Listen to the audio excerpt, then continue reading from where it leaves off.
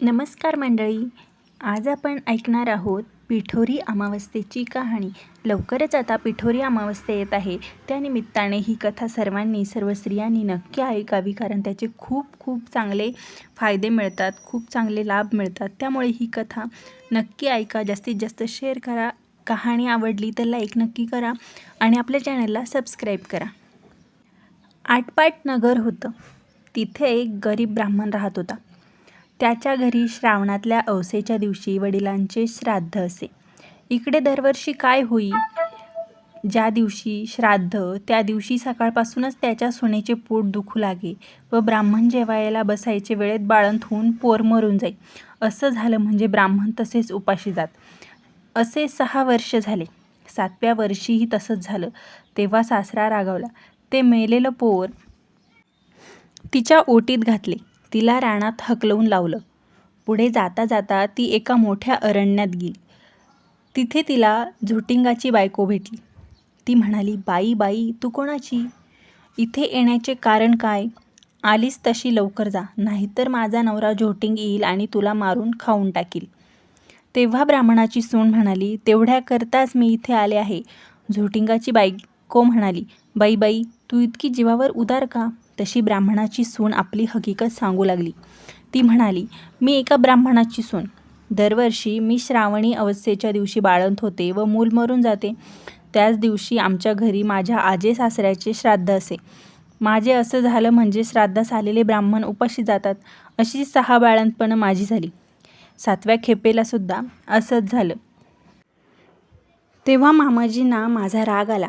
ते मला म्हणाले, माझा बाप तुझ्या बाळंतपणामुळे 7 वर्षे उपाशी राहिला, तर तू घरातून चालती हो। असं म्हणून हे मेलेलं मूल माझ्या ओटीत घातलं आणि मला घालवून दिलं।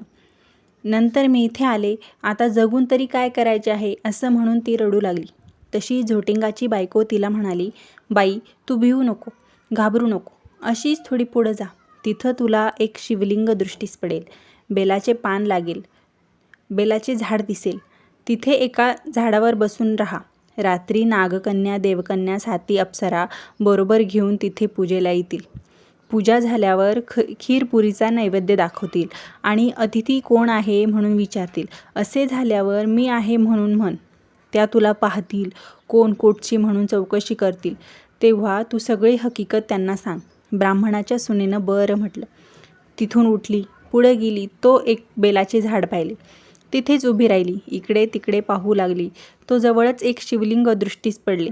तशी ती शेजारच्या झाडावर बसून राहिली। इतक्यात रात्र झाली।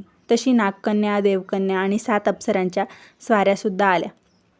त्यांनी शिवलिंगाची पूजा केली, नैवेद्य दाखविला आणि अतिथी कोण आहे म्हणून विचारलं। त्याचबरोबर ती खाली उतरली, मी आहे म्हणून म्हणाली। तेव्हा सगळ्यांनी मागे पाहिलं, त्यांना आश्चर्य वाटलं। तिची कोण कुठली म्हणून चौकशी केली। तिने सर्व हकीकत सांगितली। नागकन्या, देवकन्यांनी तिच्या मुलांची चौकशी केली। तेव्हा अप्सरांना ती दाखवली। पुढे त्यांना तिच्या 7 मुलांना जिवंत केलं आणि तिच्या हवाली केलं। पुढे तिला हे व्रत सांगितलं। 64 योगिनींची पूजा करायला सांगितली आणि मृत्यूलोकी हे व्रत प्रकट करायला सांगितलं। तशी तिने विचारलं, ह्याने काय होतं? अप्सरांनी सांगितलं, हे व्रत केलं म्हणजे मुलं बाळं दगावत नाही, सुख समाधानात राहतात। पुढे ती त्यांना नमस्कार करून निघाली। ती आपल्या गावात आली। लोकांनी हिला पाहिलं। ब्राह्मणाला जाऊन सांगितलं, भटजी तुमची सून घरी येते आहे। त्याला ते खोटं वाटलं। अर्धघटकेने पाहू लागला। तो मुलं बाळ दृष्टीस पडू लागली। पाठीमागून सुनेला पाहिलं। तसा उठला, घरात गेला, मूठभर तांदूळ, तांब्याभर पाणी आणलं।